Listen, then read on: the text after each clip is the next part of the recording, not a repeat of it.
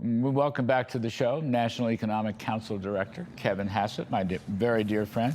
So, Kevin, certainly on the surface, you got to admit, today's CPI was a lousy number, 0.6%.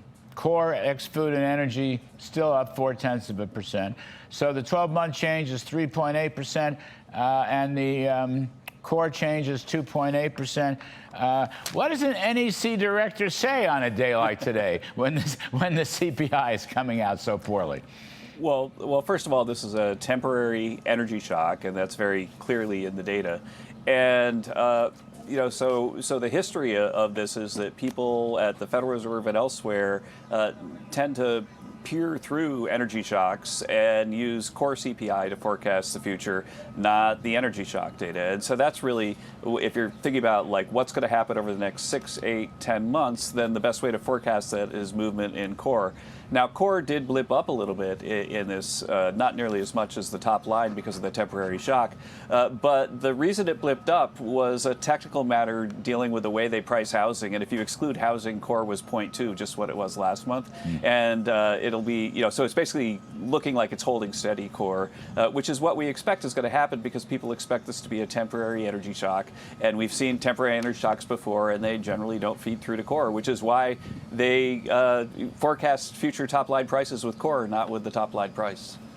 Well, okay, so I, devoutly hope it is temporary for any number of reasons. But when you look at the futures market, all right, so we're at about $102 today, West Texas, WTI. That's the spot market, $102. Okay. 6 months says lower, but still $85. We don't get back to $78 in May of 27. That's the 12-month futures market. I guess the worrisome thing here, Kevin Hassett, is the futures markets, which can change their mind, but nonetheless, they're saying these high prices are going to be rather sticky, that they're not going to drop like, heavy stones.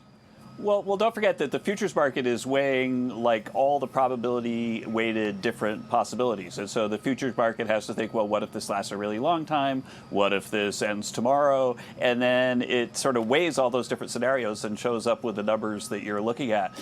President Trump is confident that this is coming close to the end and that the straits will be open soon. And I think that produces a much better scenario for prices that's in the futures market where they're averaging in downside scenarios that we don't believe are accurate. And don't forget, there's so much oil that can be gushed out once the straits are open. Not only the stuff that's been stuck there, but the UAE and Saudi Arabia have an enormous amount of excess capacity, which we're highly confident that they're going to turn up as fast as they can, in part because they've been losing revenue with the strait closed. And so absolutely the futures market are, they're saying what you said, but I think it's because they're weighing different probabilities and different possibilities. And I think that the White House's position is this is very close to an end. And when that happens, there's going to be a gusher of oil and a reduction in prices. Well, we haven't really seen much. I mean, it's been disappointing. Putting the Strategic Petroleum Reserves on the market is coming very, very slowly. I mean, I think we pledged about 175 million. We've only put about 17 million barrels on the market. Why is that? That was supposed to be something of a moderating force or a savior, but it's not happening, Kevin. Right. Well, we've released stuff as fast as is possible, but don't forget that Joe Biden drained the thing down to almost zero in order to get prices down right ahead of the last election to try to undermine President Trump. And when he did that, he actually broke a lot of the Strategic Reserve's mechanisms that help us drain the oil out. And so it's going slower than it has in the past, in part because one of the other things that Biden did is he broke a lot of the Strategic Reserve by putting it out for political reasons and taking it all the way down almost to zero, which caused a lot of trouble with those big caverns. The other thing I want to raise with you, certainly a short-term palliative, but the president has talked about a gas tax, pausing the federal gas tax, which is about 18 cents per gallon of gasoline.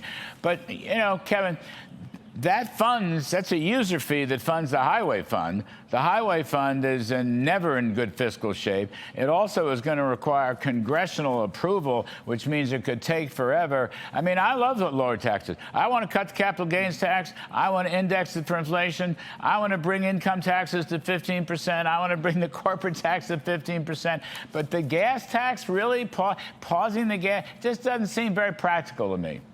Well, don't forget that President Trump, in the big beautiful bill, attempted to convince Congress to modernize the gas tax and account for the fact that, for example, electric vehicles don't pay it, but they actually produce more wear and tear on the highways because they're heavier. And so President Trump's view is that we should modernize the gas tax, Yes. and that would basically increase the user fee for highways for electric vehicles. They're free riding right Yes, now, and that could allow for the gas tax to go down if you were to equalize that. And I think that you're right that requires legislation, but I think the president was right to advocate that then. And if we had done that then, we'd be in much better shape right now. Well, for sure. That would have been much better policy. And, you want these blue states that have outrageous gasoline taxes and they waste the money that they collect. They should be cutting their own state taxes. I agree with that. I mean, I want to see the GOP, the Trump administration, once all this is over, come forward with a pro-growth package, Kevin. Maybe you got to lead the way. Let's just get your waste, fraud, and corruption savings in there. Let's get some tax relief in there so people will have better affordability. This little federal gas tax thing just doesn't do it for me. Right. Well, all I can say is that we've got our eyes on the horizon. We think this is a temporary shock. And as you have emphasized over and over on your show, we've got so much pro-growth stuff going on with the tax cuts and the deregulation. We've cut, 350,000 federal workers, which is a permanent reduction in government spending. And all that stuff is created an exuberance in the U.S. If you look at capital spending in March, the orders were up 3.3%, not at an annual rate. It's one of the biggest months we've ever seen. There's a capital spending boom in the GDP data. Imports are now high quality. We're importing machines that are going to create jobs in the U.S. instead of stuffed toys from the carnival. And so absolutely we're moving in the forward direction, and our eyes are on the horizon. And we're very, very growthy with our agenda, just as you've always advocated. There's always room for more exuberance, Kevin Hassett. Always room for more exuberance. Thanks, All right, my friend. Thanks very much. NEC Director Kevin Hassett.